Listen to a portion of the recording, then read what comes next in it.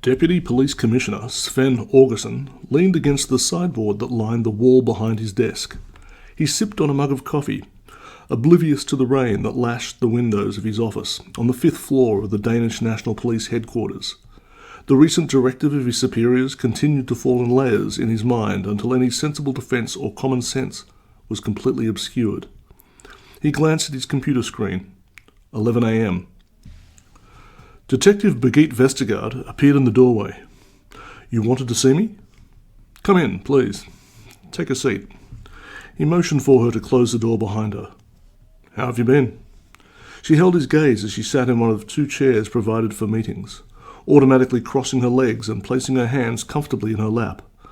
She had known Augustsson for more than 6 years, and liked him, but she respected his position, so she always felt it best to maintain a professional demeanour with him during work hours. "I'm fine. Good, in fact, thanks. The program going okay?" "It's a process, apparently." She smiled thinly, but there was a warmth in her eyes. Augustsson admired her stoicism.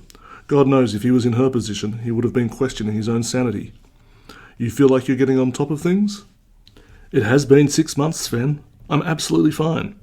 I just want to get on with my job. Out there. Get away from a desk." She pretended to tear at her hair, which was immaculately kept, tied back from her face. It was a look that endeared her to her superiors. Elegant, sophisticated, discerning. But Augustsson knew that behind the refined cheekbones and the piercing eyes was a highly intelligent senior detective with a law degree who was destined to go all the way if she played her cards right. But it was early days, and he'd seen other similarly capable officers crumble under less weight. He watched her carefully before proceeding. As always, she was inscrutable. He knew that what he was about to tell her was not right. In an ideal world, the police community would protect their own, but there were larger forces at work. To his own surprise, it wasn't her feelings he was reluctant to hurt, but her intellect.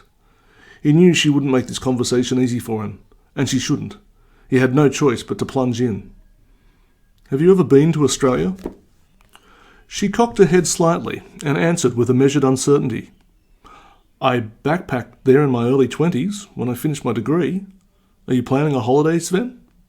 She smiled at him, her porcelain face illuminated from within. Augustsson laughed, thinking to himself how much she could achieve on that smile alone. "You have no idea, Birgitte. My wife is ready to walk out on me."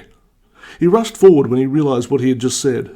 "And I'd love to holiday in Australia, but as you know, with the restructure I'm kind of swamped."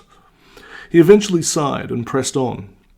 "A Dane has gone missing down there, a former Director of Natural Resources for the EU's Energy Agency, ACER. It's been more than a week since anyone has heard from him, so it doesn't look good." "Can't the Australians handle it? Surely they know their own terrain." She kept her voice even, as if they were actually having a conversation that involved her input. It gave her a sense of control. "He's the brother-in-law of the Commissioner." Augustsson leaned back against the sideboard again, allowing the implication to sink in. Werner Hole had run the Danish National Police for the past 3 years, and was not shy about giving direct orders to lower staff to achieve his own ends. Officers who had chosen to disobey him found themselves shunted off to distant districts. Augustsson didn't need to spell this out to Birgitte. "I need to send someone official to oversee the search, answer any questions they may have. An international liaison officer of sorts." Birgitte was incredulous for a moment, then stared her boss down with a knowing look. She resisted the temptation to ask if this pointless task would have been assigned to her if Max Anders had never existed, or more obviously, if she was a man. "How long will I be gone for?" She couldn't hide the plaintive tone in her voice. It was the first time her veneer had cracked, and she instantly hated herself for it. 2 weeks at the most, I promise. If you're lucky, this guy will turn up drunk in some strip joint within a few days. Consider it an opportunity to show the Aussies how the Danes like to do things. Hands across the water and all that." She went to say something, but he quickly cut her off. "Birgitte, you should be grateful the Commissioner asked personally for you to handle the situation. It's a huge show of faith on his part. You know how he feels about you. This could be just the gig you need to get back in the good books with the guys upstairs." He regretted it as soon as the words came out of his mouth. He was trying to appeal to the politician in her instead of the police officer. "The media won't leave me alone just because I'm out of the country, Sven. You know that, don't you? We just think that with Anders' appeal coming up next week, it'll be best if you are otherwise occupied." The injustice of it was making her blood boil. She stood up, shaking her head.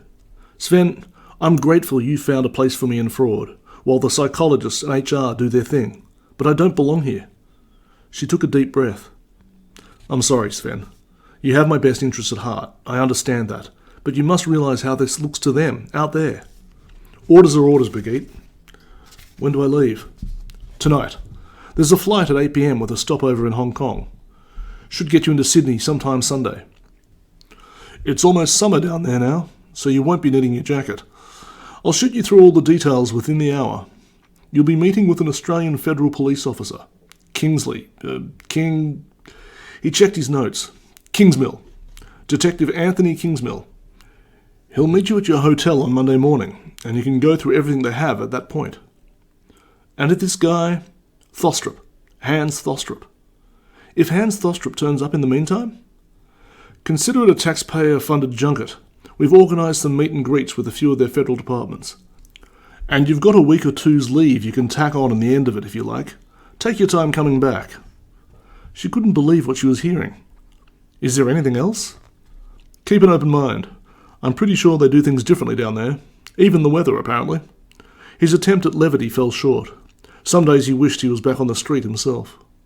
She walked back to her desk, grabbed her purse, and headed in the direction of the vending machine at the end of the floor, so Sven and the other fraud officers at their desks didn't see her walking directly to the bathroom. But when she got there, she closed a cubicle door behind her and sat on the closed lid of the toilet, resting her head in her hands, trying to compose herself. The faces of 3 children, terrified, pleading, rushed into her consciousness. She gritted her teeth as her hands began to shake. She could hear their tiny fingernails scratching against wood. And always Anders' deep laughter, confident, knowing. She wrung her hands, twisting at the wedding band that she now only wore to keep up appearances. Eventually, her breathing slowed to a steady rhythm. Within a few minutes, she was washing her face at the basin. She stood tall and stared herself down in the mirror. There was the strong, intelligent senior detective that other, more experienced officers admired and new recruits looked up to. This was a setback, no doubt, but she knew she could make it work for her, or at the very least prove to herself that she was bigger than the petty politics of the Danish police force. As her father had always told her, lead by example. And, of course, she could hear her mother chiming in the background, never let them see you crying. Selina Haysmith came to, emerging from a hideous montage of dreamscapes and memories, her senses heightened by a searing pain she couldn't immediately locate, as if her skin was alive with fire. Her hands brushed at her thighs, but she felt numb and clouded and clumsy. She opened her eyes. Dead leaves, dampness, the smell of fecund earth. Her hands moved more violently, in counterpoint to her own intention. As she tried to scratch away the burning pain, her hands were trying to move separately but were unable. She looked down with horror. Her wrists were taped together. Her bare legs and feet were covered in angry red ants that were crawling all over her skin, hundreds of them, biting her incessantly. She could feel them under her blouse. It was all she was wearing. She tried to scream but couldn't. Only a guttural moan that echoed in her own head. Her tongue was obstructed, and she could taste dirty fibres. Her mouth was taped open with a gag of some sort, wedged between her teeth. Panic shot through her limbs. She began to struggle wildly, rolling herself across the ground. She got up on one knee, but the earth kept racing up to meet her.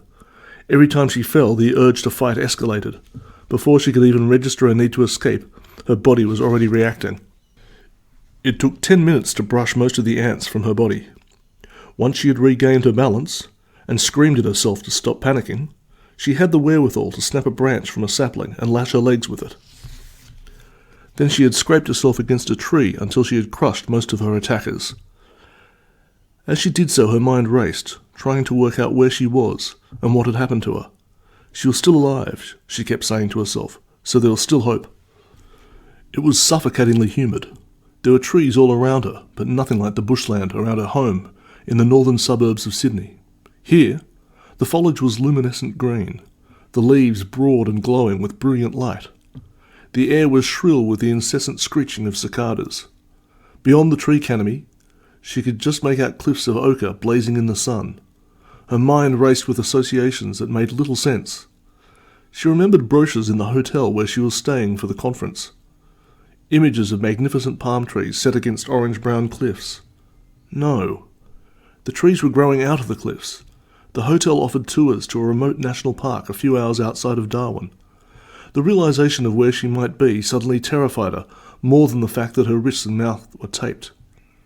She was bound and gagged in a jungle somewhere in the Northern Territory, literally in the middle of nowhere. She steadied her breathing again and tried to think rationally. The conference. Did it have something to do with the conference she'd been attending in Darwin? Potential offshore mining rights in the Timor Sea. The legal firm she worked for, Blake, Patterson and Walker, represented Cater Corp. Her mind was now racing. They were meeting with representatives of all the major mining corporations to lobby the Northern Territory government. Barclay Industries, a potential rival to any deal in the region if the government gave the green light, was at the conference. How could anyone know of her relationship with its lead counsel? It didn't make sense. Everything was a mess. She'd wanted desperately to use the trip to Darwin to tell Jason everything. She hadn't got the chance. Oh Christ, she thought suddenly. Was he tied up somewhere nearby? Could he help her?